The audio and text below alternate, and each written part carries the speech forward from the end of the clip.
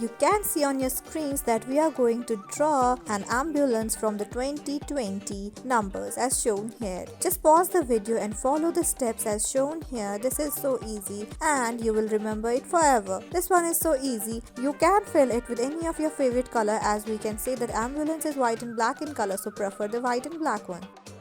Last but not the least, we are going to draw the palm in just few simple steps. These circles represent the fingers. Thank you, viewers. Next, we are going to draw a little boy that's wearing the costume of a Santa Claus in just few simple steps. You can pause the video in order to see how you will be able to draw it step by step. This is so easy. Just give it a try. I'm here filling it with the colors like red one for the cap and for the sweater. Give a little tint around the cheeks.